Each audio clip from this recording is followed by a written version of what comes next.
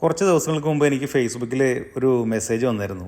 രാജേഷ് മോൻ എന്ന് പറയുന്ന ആളാണ് മെസ്സേജ് അയച്ചത്. ആളെനിക്ക് നേരിട്ടറിയില്ല, യാതൊരു പരിചയമില്ല, ഫേസ്ബുക്കിലും ഫ്രണ്ടല്ല. പക്ഷേ ആളെനിക്കൊരു മെസ്സേജ് അയച്ചു. കോതമംഗലത്ത് പിണ്ടിമന എന്ന് പറയുന്ന സ്കൂളിലെ നിരവധി സാധാരണക്കാരായിട്ടുള്ള കുട്ടികൾ പഠിക്കുന്ന ഒരു ഗവൺമെൻറ് സ്കൂളാണ്. അവിടുത്തെ കുട്ടികളുടെ ക്രിസ്മസ് ആഘോഷത്തിൻ്റെ ഭാഗമായിട്ട് കുറച്ച് കേക്ക് സ്പോൺസർ ചെയ്യാമോ എന്ന് ചോദിച്ചിട്ടാണ് മെസ്സേജ് അയച്ചത്. ഞാൻ അവരോട് പറഞ്ഞിട്ട് സ്കൂളിലെ HMൻ്റെ കോൺടാക്ട് നമ്പർ വാങ്ങി HMായിട്ട് വിളിച്ച് സംസാരിച്ചു. സാധാരണ സർക്കാർ സ്കൂൾ എന്ന് പറയുമ്പോൾ അവിടെ എല്ലാ ഫെസിലിറ്റിയും ഗവൺമെൻറ് കൊടുക്കുമെന്നാണ് പൊതുവെ ആളുകളുടെ ധാരണ.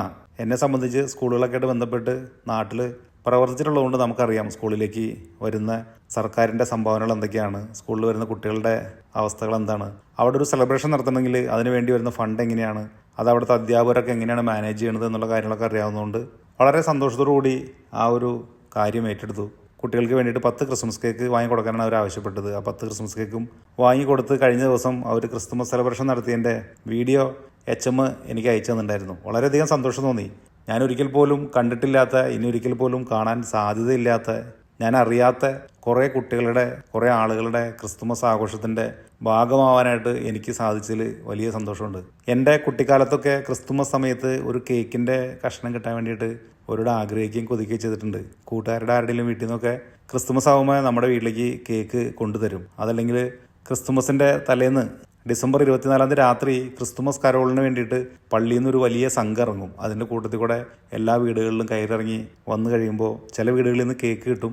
അതല്ലെങ്കിൽ അത് ഏറ്റവും ലാസ്റ്റ് വരുന്ന വീടുണ്ട്, ആ വീട്ടിൽ എല്ലാവർക്കും കേക്ക് ഡിസ്ട്രിബ്യൂട്ട് ചെയ്യും. അപ്പോൾ ആ കേക്ക് തിന്നാനുള്ള ആഗ്രഹം കൊണ്ടും കൊതി കൊണ്ടൊക്കെ ആ കരോളിൻ്റെ പുറകൊക്കെ ഒരുപാട് നടന്നിട്ടുള്ള ഒരു കുട്ടിക്കാലവും അതുമായിട്ട് ബന്ധപ്പെട്ടുള്ള ഓർമ്മകളൊക്കെയാണ് ക്രിസ്തുമസ് കേക്ക് എന്ന് കേൾക്കുമ്പോൾ നമ്മുടെ മനസ്സിലൂടെ ആദ്യം ഓടി വരുന്നത്. ഇതുവരെ ഞാൻ കാണാത്ത, അറിയാത്ത കുറേ കുഞ്ഞു മക്കളുടെയും അവരുടെ അധ്യാപകരുടെയൊക്കെ ക്രിസ്തുമസ് ആഘോഷത്തിൻ്റെ ഭാഗമാവാൻ സാധിച്ചതിൽ വലിയ സന്തോഷമുണ്ട്. ഇങ്ങനെ ഒരു കാര്യം ചെയ്യാൻ പറ്റുമെന്ന് സ്വപ്നത്തിൽ പോലും പ്രതീക്ഷിച്ചിരുന്ന കാര്യമല്ല. നമ്മുടെ ജീവിതത്തിൽ ചില കാര്യങ്ങളൊക്കെ വന്നു ചേരുന്നത്, സന്തോഷങ്ങൾ വന്നു ചേരുന്നത് ഇങ്ങനെയൊക്കെയാണ്.